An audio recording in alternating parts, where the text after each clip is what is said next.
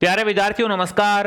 स्वागत है आप सभी का आपके अपने YouTube चैनल आरपी स्टडी में। तो जो भी विद्यार्थी राजस्थान हाईकोर्ट पीओन की तैयारी कर रहे हैं, हाईकोर्ट की तैयारी करने वाले सभी विद्यार्थियों के लिए ये क्लास दोस्तों बड़ी इंपॉर्टेंट है। क्लास को आपको ध्यान से कंप्लीट पूरा देखना है, क्योंकि आज दोस्तों अपन हाईकोर्ट का पूरा मॉडल पेपर करने वाले हैं। तो ध्यान से देख लेना भाई, आपका जो पेपर बनेगा ना, पेपर में किस टाइप से क्वेश्चन आएंगे, क्या पेपर का लेवल रहेगा और किस किस टॉपिक से प्रश्न बनने वाले हैं।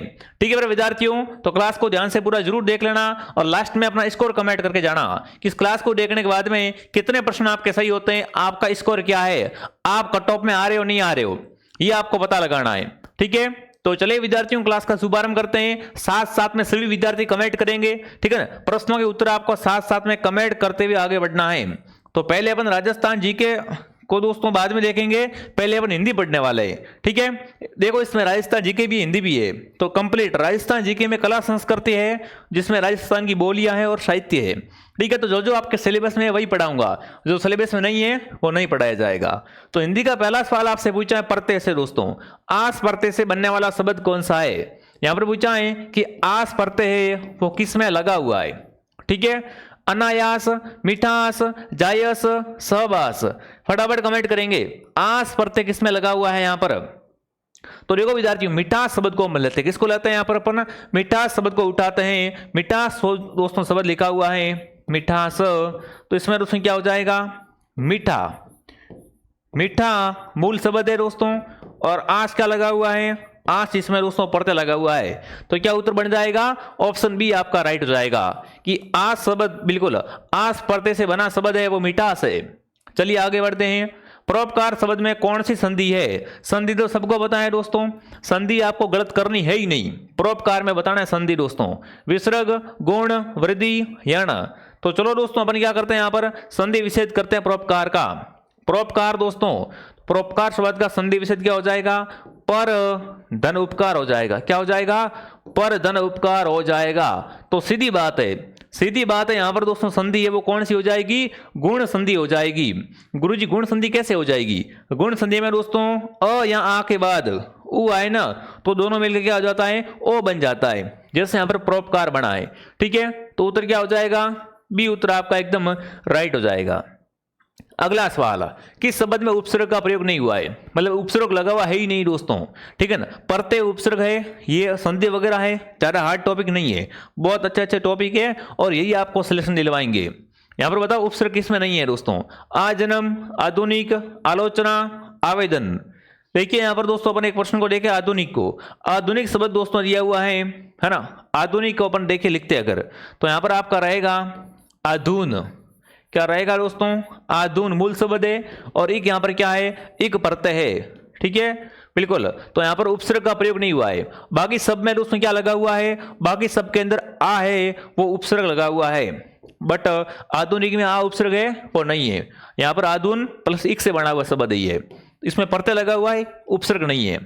ठीक है, अगला सवाल दोस्तों आपके सामने क्या पूछा देखते हैं। हाँ जी, प्रत्यय कितने प्रकार के होते हैं, प्रत्यय आपने पढ़ रखे हैं, नहीं पढ़े तो पढ़ लेना भैया। ठीक है, प्रत्यय कितने प्रकार के होते हैं, 1, 3, 4, 2। तो प्रत्यय दोस्तों दो प्रकार के होते हैं, तदित प्रत्यय और कृत प्रत्यय। कौन से प्रत्यय दोस्तों, तदित प्रत्यय और कृत प्रत्यय है, प्रत्यय के दो प्रकार होते हैं। ठीक है, चलो आगे बढ़ते हैं।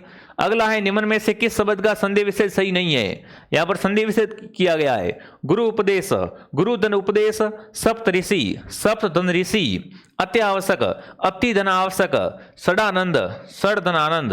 तो देखो यहां पर सिंपल बिल्कुल बहुत बेसिक प्रश्न आपसे पूछा है। अब देखो गुरु उपदेश एकदम राइट है, शपथ ऋषि भी राइट है, सड़ानंद भी राइट है, बट अत्यावश्यक का अपन दोस्तों यहां पर करें तो क्या हो जाता है, तो संधि विच्छेद है। देखिए यहां पर आएगा अति, अति प्लस आवश्यक, क्या हो जाएगा यहाँ पर, आवश्यक। कौन सी संधि बन गई गुरुजी, अरे गुरुजी यण संधि बन गई। कौन सी संधि बन गई, यण संधि है वो यहाँ पर हो गई है। तो जो भी विद्यार्थी ऑप्शन सी को राइट कर रहा है कि यहाँ पर दोस्तों मात्रा है, इसमें क्या कर दी इन्होंने, गड़बड़ कर दी, इसलिए ये क्या हो गया, गलत संधि विच्छेद हो गया है। चलो आगे बढ़ते हैं। सज्जन शब्द किस उपसर्ग से प्रयोग हुआ है, बिल्कुल सज्जन शब्द दोस्तों है ना, सज्जन में उपसर्ग बताओ, सज, स, सत, सम, बताओ सज्जन दोस्तों, आप तो बड़े सज्जन व्यक्ति हो, है ना। तो फटाफट क्लास को लाइक एंड सब्सक्राइब कर लो अगर सज्जन हो तो यहाँ पर कमेंट करेंगे सज्जन में कौन सा उपसर्ग लगा हुआ है दोस्तों। सज्जन में उपसर्ग है सत, स और आधा त दोस्तों। तो जो भी विद्यार्थी ऑप्शन सी को सही कर रहा है, सी ऑप्शन आपका राइट है। अगला सवाल आपके सामने, लोकप्रिय शब्द में कौन सा समास विग्रह होगा। लोकप्रिय दोस्तों, लोक से प्रिय, लोक और प्रिय, लोक के समान प्रिय, लोक में प्रिय, लोकप्रिय। आप तो बड़े लोकप्रिय आदमी हो, पॉपुलर आदमी हो भैया, है ना। तो पॉपुलर होता है, लोकप्रिय होता है, इसका समास विग्रह क्या हो जाएगा, लोक में प्रिय, लोगों में प्रिय दोस्तों, है ना। लोगों में प्रिय, लोक में प्रिय क्या हो जाएगा, लोकप्रिय हो जाएगा। जो भी विद्यार्थी ऑप्शन डी को सही कर रहे हैं, डी ऑप्शन आपका राइट है। यहां पर अगर समास पूछे आपसे कौन सा समास है, तो अधिकरण तत्पुरुष समास है। कौन सा समास दोस्तों है यहाँ पर, अधिकरण तत्पुरुष समास का प्रयोग हुआ है। ठीक है, चलिए आगे बढ़े। अगला सवाल आपके सामने, यथाशक्ति शब्द किस समास का उदाहरण है। देखो मेरा एक ही टारगेट है, मैं कि आपको कम समय में क्या करवाऊं, कम समय में इंपॉर्टेंट क्वेश्चन करवाऊं। ठीक है, बढ़िया तरीके से साथ में आप कोर्स ज्वाइन कर लो और डेली यूट्यूब पे जो क्लास आती है उसमें टेस्ट दिया करो। आपकी तैयारी 100% इंक्रीज हो जाएगी और आपका नंबर भी आ जाएगा। अब देखो, यथाशक्ति, तत्पुरुष, दिगु, कर्मधारय, अव्ययभाव। कमेंट करेंगे यथाशक्ति रूप में पहले शब्द को अपन समझते हैं, है ना। तो यहां पर जो आपका उत्तर रहेगा वो रहेगा अव्ययभाव। यथाशक्ति शब्द में समास कौन सा हो जाएगा, अव्ययभाव समास है वो हो जाएगा। अगला सवाल आपके सामने, सूर्य का पर्यायवाची नहीं है, इनमें से सूर्य का पर्यायवाची कौन सा नहीं है दोस्तों। चलो देखते हैं सूर्य का पर्यायवाची है कौन सा नहीं है। भास्कर बिल्कुल सूर्य का पर्यायवाची है, विभाकर भी होता है, प्रभाकर भी होता है, बट तमस्कर दोस्तों है वो सूर्य का पर्यायवाची है, वो नहीं होता है। तो जो भी विद्यार्थी ऑप्शन डी को सही कर रहा है, डी ऑप्शन आपका सही है। कौन सा समास विग्रह गलत है यहाँ पर, गलत समास विग्रह कौन सा है, चौराया। चार है जो रास्ते, तपोधन, तप ही धन है जिसका, नीलोत्पल, नीला है जो उत्पल, राष्ट्रभक्ति, राष्ट्र के लिए भक्ति। तो आप सबको पता है यहाँ पर दोस्तों ऑप्शन है चौराया शब्द का समास विग्रह है वो क्या कर दिया, इन्होंने गलत कर दिया है। चौराया होता है दोस्तों, चौराया, इसका समास विग्रह क्या होता है, बिल्कुल इसका समास विग्रह होता है चार राहों का समाहार। चार राहों का समाहार क्या हो जाएगा, चार राहों का समाहार, जिसे कहते हैं चार रास्ता या चौराया। ठीक है, इसमें समास पूछे तो द्विगु समास है। कौन सा समास है दोस्तों यहाँ पर, द्विगु समास का उदाहरण है चौराया। चलिए आगे बढ़ते हैं। आरोही शब्द का विलोम शब्द बताइए, बताओ भाई। आरोही का विलोम शब्द क्या होता है, अवरोही होता है, अवरोहण, उतार, उद्व। बताओ भैया, आरोही शब्द का विपरीत अगर आपसे पूछे तो क्या हो जाएगा, अवरोही हो जाएगा। ठीक है, आरोही का विलोम शब्द अवरोही होता है। चलिए आगे बढ़ते हैं दोस्तों। पृथ्वी का पर्यायवाची कौन है, दिनकर, वसुंधरा, आत्मजा या गिरी। पृथ्वी दोस्तों, है ना, पृथ्वी धरती माता दोस्तों। पृथ्वी का जो पर्यायवाची होता है वो क्या होता है, वसुंधरा होता है। वसुंधरा क्या है, पृथ्वी का पर्यायवाची होता है। अगला सवाल दोस्तों, इनमें से कौन सा विलोम युग्म सही नहीं है, जय का पराजय, उर्वर का अनुवर, अनिष्ट का अभिष्ट, निर्जर का अजर। तो यहाँ पर कमेंट करेंगे, यहाँ पर कमेंट करेंगे कौन सा विलोम शब्द सही नहीं है। तो निर्जर का विलोम शब्द है वो अजर नहीं होता है, बाकी सब बातें एकदम क्या है, परफेक्ट है। ठीक है, तो जो भी विद्यार्थी ऑप्शन डी को सही कर रहा है, डी ऑप्शन आपका राइट है दोस्तों आगे बढ़ने से पहले जितने भी विद्यार्थियों ने हाईकोर्ट प्यून का फॉर्म भर दिया है दोस्तों, मैं आप सबसे कहना चाहता हूं कि भाई आपको पता है सिलेबस बहुत बढ़िया तरीके से आपका सिलेबस है, बट आप इसको नहीं पढ़ पाओगे क्योंकि आपको पता नहीं कौन सा टॉपिक पढ़ना है, क्या छोड़ना है। तो सारा मैटर आपको हमारे कोर्स में मिल जाएगा। अगर जो कोर्स में मैटर मिल रहा है आपने पढ़ लिया, 100% 100% आपका सिलेक्शन दोस्तों पक्का है। बस बहुत बढ़िया तरीके से इसमें दोस्तों पढ़ाया जा रहा है, जिसमें आपकी हिंदी व्याकरण है, अंग्रेजी है और संस्कृति और साहित्य है। जो आपके सिलेबस में संपूर्ण सिलेबस दोस्तों आपको पढ़ाया जा रहा है, तो इससे बाहर कुछ नहीं रहने वाला है। प्ले स्टोर से आरपी स्टडी ऐप को डाउनलोड कर लो और यहां से आज इस बैच को ज्वाइन कर लो विद्यार्थियों। मात्र 299 के अंदर पूरा कोर्स आपको मिल रहा है। ठीक है, तो बिल्कुल प्ले स्टोर से ऐप को डाउनलोड करना है और अगर पेमेंट किसी और से करना है ना तो हेल्पलाइन नंबर से कांटेक्ट कर लेना। बहुत शानदार कोर्स है, सभी विद्यार्थी इस कोर्स को मेरे कहने से आप क्या करें, एक बार जरूर ज्वाइन करें। ठीक है। अगला पूछा युद्ध की इच्छा रखने वाला। देखो मैं आप सबसे कहना चाहता हूं, ऐप में जो कोर्स पढ़ाए जा रहे हैं ना, ऐप में नोट्स लिखवाए जा रहे हैं, थ्योरी पढ़वाई जा रही है। थ्योरी पढ़ी हुई है ना, तो ही इन प्रश्नों के उत्तर दे पाओगे। सीधे उत्तर देना बिल्कुल दोस्तों आपको पता है कि बहुत हार्ड हो जाता है, इसलिए पहले थ्योरी पढ़नी पड़ती है, नोट्स लिखने पड़ते हैं, जो कि आपके रिविजन करने में भी हेल्प मिलेगी इनकी। ठीक है। और ऐप में क्लास आती है फेस टू फेस आती है, ऐसी क्लास नहीं आती है, उसमें टीचर आपको देखेगा फेस टू फेस पढ़ाएगा। ठीक है। तो कोई समस्या नहीं आएगी आपको। युद्ध की इच्छा रखने वाला, वाक्यांश के लिए एक शब्द। बिल्कुल आपका दोस्त क्या है, हर जगह भिड़ जाता है, उसकी क्या होती है, हमेशा युद्ध की इच्छा रहती है, सबसे लड़ने की इच्छा रहती है, तो क्या कहलाता है उसे? पिपासु कहते हैं, युयुत्सु कहते हैं, जिज्ञासु या उत्सुक। तो जिज्ञासु तो किसे कहते हैं पता है क्या, है ना, जानने की इच्छा रखने वाला। कुछ जानने की इच्छा रखता है उसे क्या बोलते हैं? जिज्ञासु बोलते हैं। बट जो युद्ध की इच्छा रखता है उसे क्या बोलते हैं? युद्ध की इच्छा रखने वाला युयुत्सु कहलाता है। तो क्या हो जाएगा उत्तर? बी उत्तर एकदम आपका राइट है।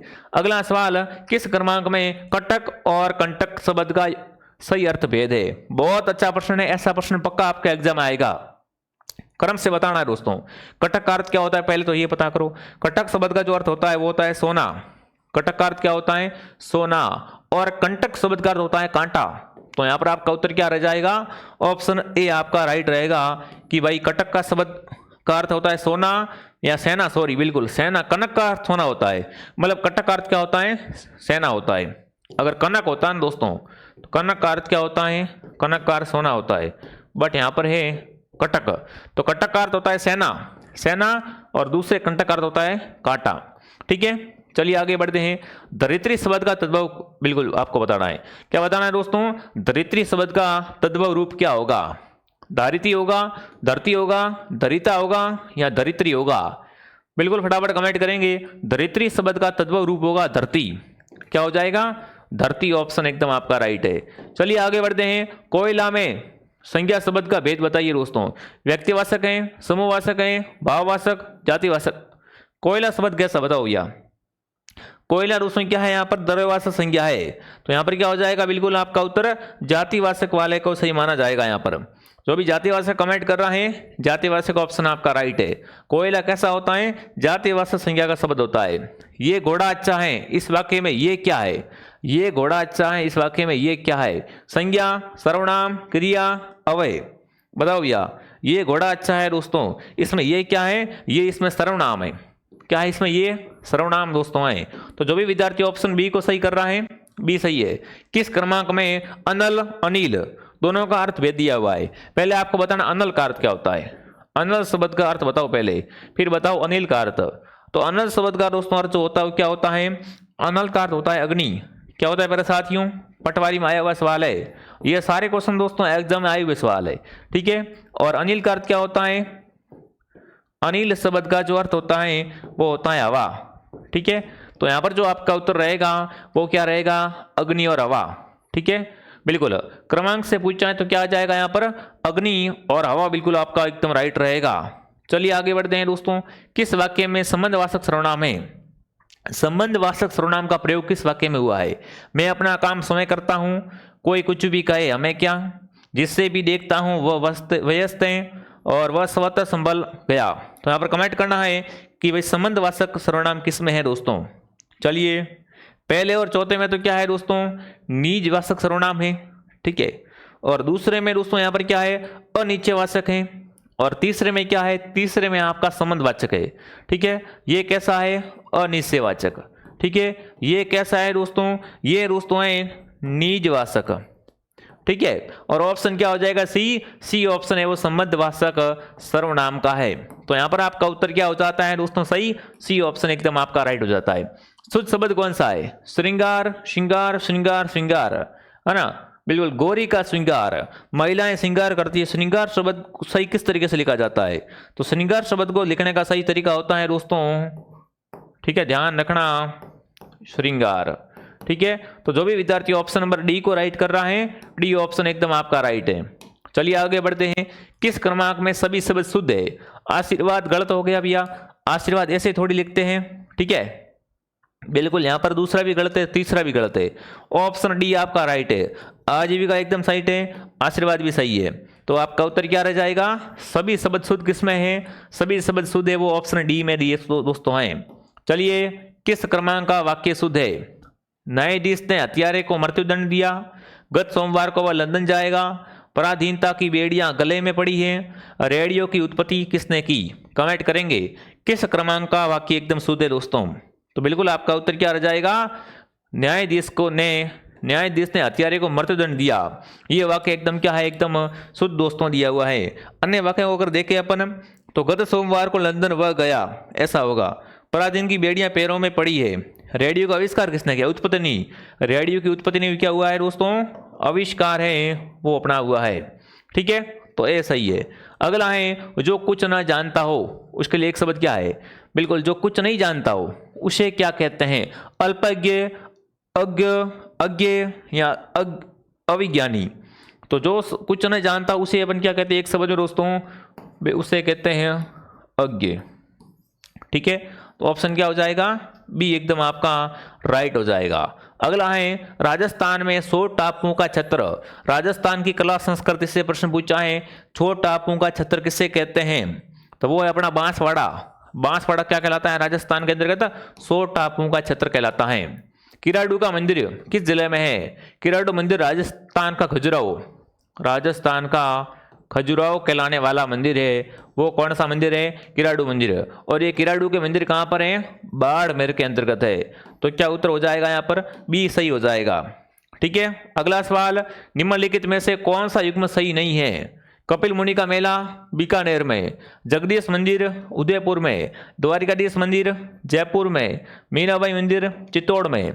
तो देखो, कपिल मुनि का मेला कहाँ भरता है? कोलाद बीकानेर में। जगदीश मंदिर उदयपुर में है। मीराबाई का मंदिर चित्तौड़गढ़ में है। बट गलत कौन सा है? द्वारिकाधीश का मंदिर, जो कि अपने जयपुर में नहीं है। तो जो भी विद्यार्थी ऑप्शन सी को सही कर रहे हैं, सी ऑप्शन आपका एकदम राइट है। चलिए आगे बढ़ते हैं दोस्तों। दादू पंथ का प्रमुख केंद्र है। कमेंट करेंगे दादू पंथ का केंद्र है वो कौन सा हो जाएगा? पीपासर, अजमेर, भीनमाल, नारायणा। दादू पंथ का दोस्तों जो मुख्य गद्दी या प्रधान पीठ है वो है नारायणा। जो भी नारायणा कमेंट कर रहे हैं, नारायणा ऑप्शन आपका राइट है। अगला सवाल, सहेलियों की बाड़ी राजस्थान के किस शहर में है? आपके एग्जाम में ऐसे ही क्वेश्चन आएंगे मेरे विद्यार्थियों। सहेलियों की बाड़ी के बारे में पूछा है। मेरी जो क्लास आ रही ना, मैं आपके सिलेबस को ध्यान में रख के क्लास लेके आ रहा हूँ। हूबहू जो आपके सिलेबस है उसी में से प्रश्न बना रहा हूँ। उसमें भी जो मोस्ट है ना वही आपके सामने प्रस्तुत कर रहा हूँ। तो सहेलियों की बाड़ी है वो उदयपुर में है दोस्तों। इसका निर्माण किसने करवाया था? संग्राम सिंह द्वितीय ने। इसका निर्माण संग्राम सिंह द्वितीय के द्वारा है वो करवाया गया था। अगला सवाल, राजस्थान में रूणीचा मेला समाज के किस प्रकार योगदान करता है? रूणीचा मेला दोस्तों हमारा योगदान किस तरीके से करता है? सत्य बोलने से, संवर्धक सद्भावना से, स्वस्थता से रहने से, निरंतर ईश्वर स्मरण से। देखो, रूणीचा मेला कहाँ भरता है? रूणीचा जैसलमेर में भरता है। यहाँ पर हिंदू भी आते हैं, ठीक है, और मुस्लिम भी आते हैं। तो ये मेला कैसा हो गया? सांप्रदायिक सद्भावना का मेला हो गया। कैसा मेला है दोस्तों? सांप्रदायिक सद्भावना का मेला है। चलिए आगे बढ़ते हैं दोस्तों। राजस्थान के किस स्थान पर प्रतिवर्ष 12 सितंबर को वृक्ष महोत्सव मनाते हैं? है ना, वृक्ष मेला को, वृक्ष महोत्सव को। तो आप सबको पता है दोस्तों, पेड़ों के लिए केला देवी खेजड़ली में, मंडोर में, कोलायत में दोस्तों। तो खेजड़ली जोधपुर में, खेजड़ली जोधपुर के अंतर्गत अमृता देवी की याद में दोस्तों क्या मनाया जाता है? बिल्कुल 12 सितंबर को वृक्ष महोत्सव है वो मनाया जा रहा है। अगला सवाल, पिछवाई कलाकृति बने उद्भव चित्र किए गए हैं। पिछवाई के बारे में आपसे पूछा है दोस्तों। पिछवाई में क्या मिलता है? भगवान श्री कृष्ण के जीवन के चित्र, राम के जीवन के चित्र, पांडवों के चित्र या भगवान शिव के जीवन से दोस्तों। तो पिछवाई दोस्तों है वो कहाँ की है? नाथ द्वारा की। कहाँ की है? पिछवाई कला नाथ द्वारा की है। और इसमें क्या मिलता है? इसमें भगवान श्री कृष्ण के बाल रूप के चित्र मिलता है। जो भी विद्यार्थी ऑप्शन ए कमेंट कर रहे हैं, ऑप्शन ए आपका राइट रहेगा। चलिए विद्यार्थियों आगे बढ़े। अगला सवाल, जहार पीर के नाम से किस लोक देवता को जाना जाता है? बिल्कुल कमेंट करेंगे। बहुत शानदार, बहुत बेहतरीन प्रश्न आपसे पूछा है। देवनारायण जी, अड़बू जी, गोगा जी, रामदेव जी। रामदेव जी का प्रश्न दोस्तों 4th ग्रेड में आया था कि रामसा पीर के नाम से प्रसिद्ध संत का सही नाम क्या है? तो वो है बिल्कुल रामदेव जी। बहुत इजी क्वेश्चन था, जिस पारी में आया वो लक्की थे। ठीक है, यहाँ पर देखिए जहार पीर की बात करें अपन तो जहार पीर गोगा जी को कहते हैं। किसे कहते हैं दोस्तों? गोगा जी को। गोगा जी थे वो क्या थे दोस्तों? मोहम्मद गजनवी के समकालीन थे। ठीक है ना, इसलिए इन्हें क्या बोलते हैं? जहार पीर की उपाधि प्रदान की गई थी दोस्तों। जहार पीर के नाम से गोगा जी का अगर आपसे पूछे गोगा जी का जन्म कहाँ हुआ था, ददरेवा में इनका जन्म हुआ था, ददरेवा चूरू में। ठीक है, तो ऑप्शन क्या हो जाएगा एकदम आपका सी राइट हो जाएगा। अगला सवाल, चूहों की देवी के रूप में प्रसिद्ध दोस्तों है, बहुत बार प्रश्न आ चुका है, चूहों की देवी के रूप में किस माता को जाना जाता है? करणी माता, शीला माता, नागनेशिया माता, शीतला माता दोस्तों। तो चूहों की देवी है वो किसे कहते हैं? करणी माता को बोलते हैं। और करणी माता का मेला देशनोक बीकानेर में, कहाँ पर साथियों? देशनोक बीकानेर में करणी माता का मेला है वो भरता है मेरे विद्यार्थियों। इन्हें क्या बोलते हैं? चूहों की देवी कहा जाता है।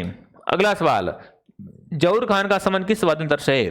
फटाफट कमेंट करेंगे। जहूर का मेवाती है ना, बपंग, नड़, अलगोजा, खरताल।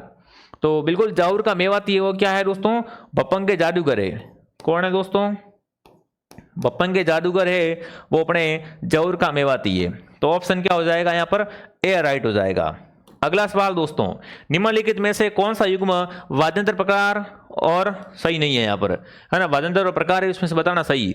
बपंग कैसा है? तत्व वाद्यंत्र, सिंगी सुशीर वाद्यंत्र, तासा अवनद वाद्यंत्र और नड़ धन वाद्यंत्र। तो फटाफट एक बार कमेंट करेंगे कौन सा उत्तर आप सबका यहाँ पर क्या हो जाएगा? एकदम सही हो जाएगा। बिल्कुल, तो पहला ही ऑप्शन दोस्तों यहाँ पर क्या एकदम राइट है, दूसरा भी राइट है, तीसरा भी राइट है, चौथा दोस्तों गलत है। नड़ जो होता है ना वो घन वाद्यंत्र है, वो यहाँ पर नहीं होता है। तो बिल्कुल ऑप्शन क्या हो जाएगा आपका? डी ऑप्शन एकदम आपका राइट हो जाएगा। चलिए वेरी गुड, आगे बढ़े। चलिए आगे बढ़ते हैं। अगला सवाल दोस्तों, देखिए आगे बढ़ने से पहले दोस्तों, जो विद्यार्थी हाईकोर्ट प्यून की तैयारी कर रहे हैं, हाईकोर्ट प्यून की टेस्ट सीरीज का बहुत सारे बच्चे इंतजार कर रहे थे, तो 11 फुल टेस्ट दोस्तों आपके निकाल दिए गए हैं मात्र 99 में, 99 रुपए में दोस्तों। व्याख्या सहित फुल व्याख्या मिलेगी आपको डिटेल भर भर के। ठीक है, तो दोस्तों इस ओरिजिनल जैसे पेपर आपको एकदम 11 टेस्ट मिलेंगे, ताकि आप एग्जाम देने जाओ उससे पहले 11 टेस्ट देके जाओ, ताकि आपके एग्जाम में नंबर अच्छे आए और आपका टाइम मैनेजमेंट हो सके। ठीक है, पूर्णतः परीक्षा पैटर्न पर आधारित है, नवीनतम सिलेबस पर आधारित है ये दोस्तों टेस्ट सीरीज। तो प्ले स्टोर से आपको डाउनलोड करें और यहाँ से इस टेस्ट सीरीज को ज्वाइन करें। अगर पेमेंट किसी और से करना है दोस्तों तो हेल्पलाइन से कॉन्टेक्ट करें।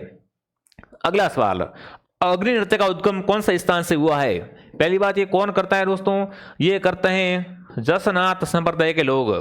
ठीक है, और जसनाथ संप्रदाय की वरदान पीठ है वो अपने कहां पर है? कतरियासर बीकानेर के अंतर्गत। ठीक है, तो आपका उत्तर हो जाएगा ऑप्शन डी। जो भी ऑप्शन डी को सही कर रहा है बहुत बढ़िया मेरे विद्यार्थियों। अगर आपको यह क्लास दोस्तों पसंद आ रही है ना, तो क्लास को लाइक एंड सब्सक्राइब जरूर करें, ताकि आपको ऐसी ऐसी क्लासें वो टाइम टू टाइम मिलती रहे। अगला सवाल आपके सामने, गेर नृत्य किस त्योहार में किया जाता है? बहुत सिंपल क्वेश्चन दोस्तों है। गेर ओनली पर कौन करते हैं दोस्तों? पुरुष करते हैं। कैसा नृत्य है? पुरुष प्रधान नृत्य है, और जो कि होली के समय, ठीक है ना, गेर दोस्तों है होली के समय किया जाता है। मुख्य रूप से होली पे दोस्तों गेर कौन करते हैं? भील करते हैं मुख्य रूप से ये। ठीक है, अगला सवाल दोस्तों आपके सामने, बिंदोरी नृत्य कहाँ का प्रमुख लोक नृत्य है?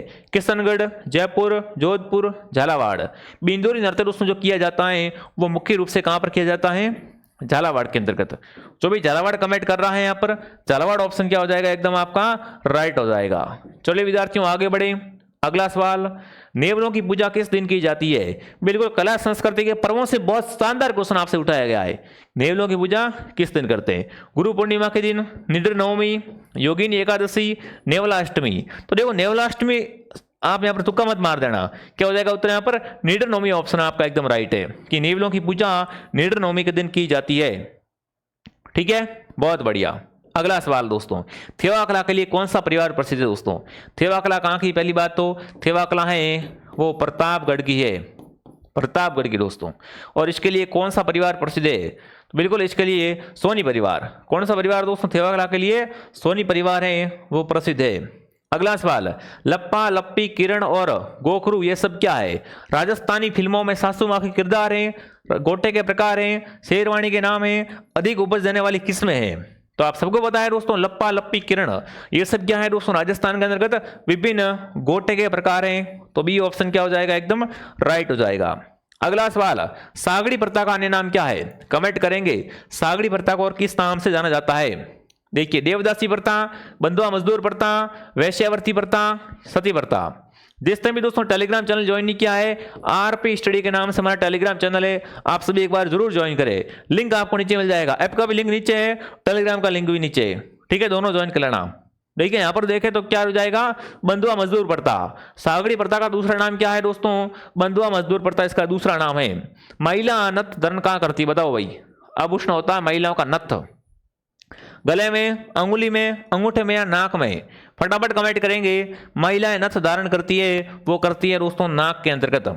ठीक है, ऑप्शन क्या हो जाएगा यहाँ पर, डी ऑप्शन एकदम आपका सही है। अगला पूछा है, राजस्थानी भाषा दिवस कब मनाते हैं।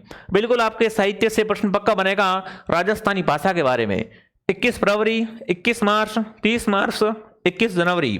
फटाफट कमेंट करेंगे सभी विद्यार्थी। राजस्थानी भाषा दिवस मनाया जाता है 21 फरवरी को।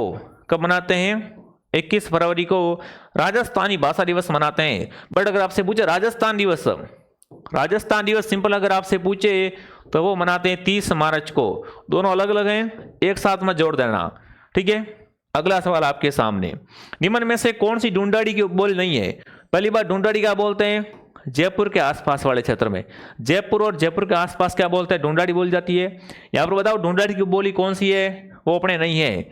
देखिए, तोरावटी, राजावटी, नामचोल या राठी। ढूंढाड़ी की उपबोली कौन सी नहीं है दोस्तों, तो वो अपने हो जाएगी बिल्कुल, कौन सा उत्तर सही है यहाँ पर, राठी ऑप्शन एकदम आपका राइट हो जाएगा। राठी क्या होती है दोस्तों, गाय की नस्ल होती है, गाय की नस्ल होती है। ठीक है, अगला सवाल, अगला है मालवी की उपबोली है। मालवी की उपबोली कौन सी है वो आपको बताना है। कोठड़ी, थली, अलवरी, रागड़ी। तो मालवी की उपबोली है निमाड़ी और रागड़ी। निमाड़ी और रागड़ी दोनों ही क्या है दोस्तों, मालवेरी उपबोली है। अगला सवाल, अचलदास खींसरी वचनिका के लेखक है। साहित्य से प्रश्न पूछा है, अचलदास खींसरी वचनिका किसने लिखी दोस्तों, तो वो लिखी थी चारण शिवदास ने। किसने लिखी दोस्तों, चारण शिवदास ने इसको लिखा था। अगला है आपके सामने, भीनमाल मान संस्कृत कवि का जन्म हुआ था। भीनमाल में दोस्तों किसका जन्म हुआ था, कालिदास का, महाकवि माघ का, पाणिनि का या भास का। तो भीनमाल दोस्तों है वो क्या है, महाकवि माघ की जन्मभूमि है। महाकवि माघ की जन्मभूमि दोस्तों है वो भीनमाल है। भीनमाल को श्रीमाल भी कहा जाता है। भीलमाल में एक बार दोस्तों घूमने के लिए अवैंग संघ भी आया था। ठीक है, चलिए दोस्तों, अब जो विद्यार्थी बीएसटी की तैयारी कर रहे हैं, बीएसटी का कोर्स मिल जाएगा। और जो विद्यार्थी सीईटी की तैयारी कर रहे हैं, सीईटी का संपूर्ण कोर्स मात्र 599 के अंतर्गत आपको मिलने वाला है। बाकी हाईकोर्ट का कोर्स तो आपको पता ही है, मात्र 299 में, और हाईकोर्ट की टेस्ट सीरीज 99 में। अगर आप हाईकोर्ट का सपना देख रहे हो ना, तो प्ले स्टोर से ऐप को डाउनलोड जरूर कर देना, काफी आपकी हेल्प हो जाएगी। ठीक है विद्यार्थियों, बाकी कमेंट करना क्लास आपको कैसे लगी। मैं आपको मिलता हूं दोस्तों नेक्स्ट क्लास में। जय हिंद, जय भारत।